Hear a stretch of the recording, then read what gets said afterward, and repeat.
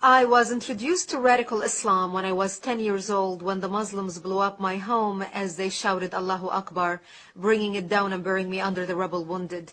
My only crime was that I was a Christian living in a Christian town. I learned at the age of 10 years old the meaning of the word infidel. I had a crash course in survival, not in Girl Scouts, but in a bomb shelter where I lived for 7 years of my life, without electricity, with no water, and very little food.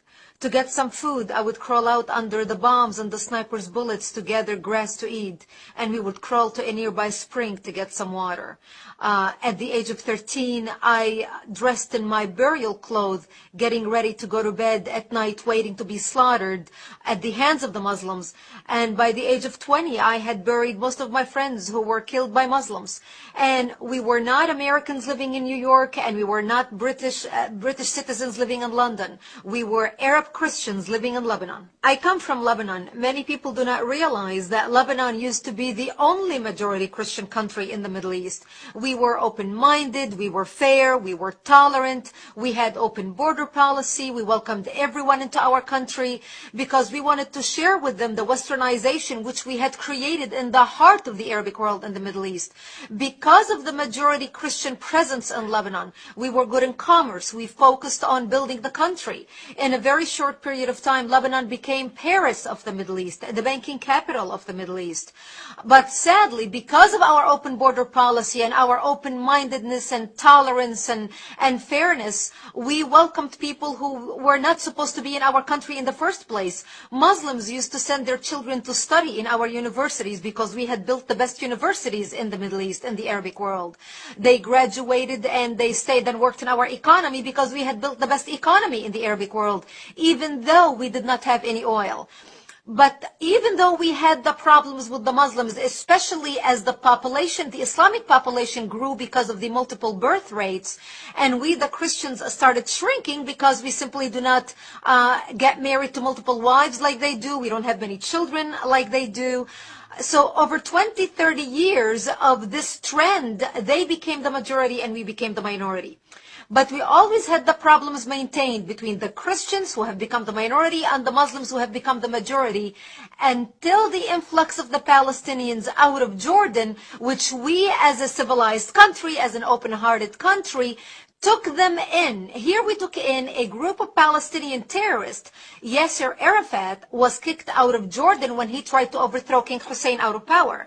But because of the dictatorship of the king, King Hussein kicked them out and actually killed more Palestinians in Black September than the state of Israel has killed in all its existence.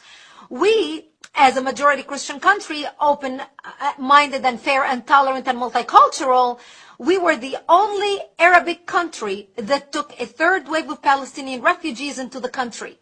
Once they came in, the majority of them were Muslims. They put their heads together with the Muslims in Lebanon and declared war on the Christians.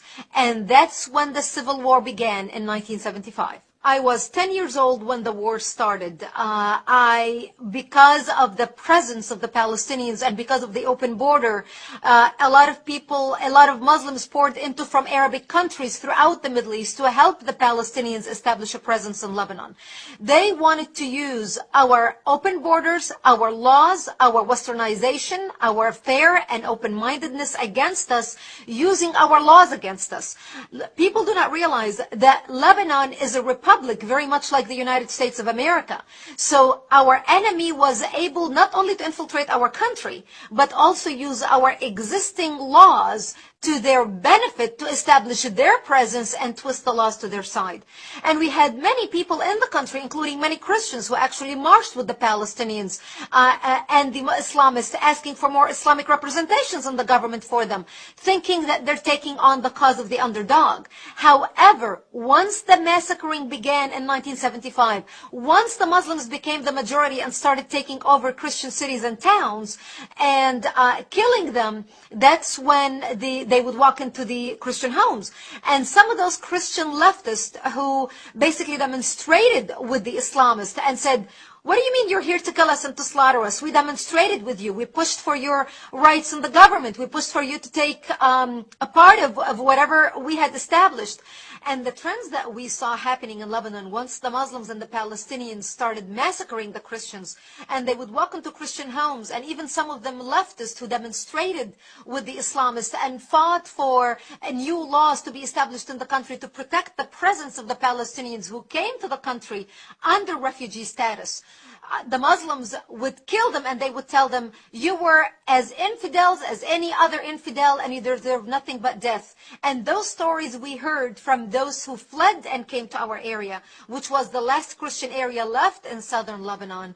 And this was the price that we paid for our open-mindedness and our tolerance of those who came into our country, who had no intention of assimilating with us, who had no intention in becoming a part of the Lebanese society and advancing with our Western advancement in the Middle East, but wanted to come, and once they became the majority, wanted to impose their backwardness, their way of life, their way of being on us, which brought our culture down. And today when you watch the news, you are no longer seeing Lebanon as Paris of the Middle East. You are seeing Lebanon as a terrorist infrastructure, a terrorist organization where Hezbollah, Iran, Syria, and the axis of evil have taken control of the country and basically now becoming a hotbed of Islamic extremists spreading their extremism all throughout the world. Once the call of jihad was uttered by the combined forces of the Muslims, regardless what their background was, they started massacring and killing the Christians. They would walk into the Christian towns. They would massacre the elderly and the children, as well as the men and women. They would walk into a bomb shelter. They would find a mother and a father hiding with the bomb shelter. They would take one leg of the baby. They would have a little baby, take one leg of the baby, tie one leg to the mother and another leg to the father, and then pull the parents apart, splitting the child in half. They would walk into our churches. They would urinate and defecate on the altar using the Bible as toilet paper. They would crucify the Christian men on a cross and then put honey on their chest and on their private parts to kill them so they can be stung by bees as they died slowly. This became the fate of the Christians. During the Lebanese Civil War, and which was, by the way, not a war between the Lebanese Christians and the Lebanese Muslims. It was a war between the Lebanese Christians trying to defend their existence in the Middle East and their democracy in the Middle East, and the Muslims who came from all around the Arabic world to fight with the Palestinians, to create a base from which to fight Israel, kill the Jews and throw them into the sea, and take Lebanon and declare it an Islamic state. And this is what they have been trying to do, and they have successfully done that using our laws. Today, the Christians in Lebanon are less than 20%. And during the Lebanese Civil War, 160,000, an estimated 160,000 people died in Lebanon. 100,000 of them were Christians. So here we went prior to 1975 being majority of the population, 65% plus, to today being less than 20%. And today, those who are still living over there, if the United States or any other country would offer them visas to come to the West and leave the Middle East, they would do that in a heartbeat and leave with the shirt on their back.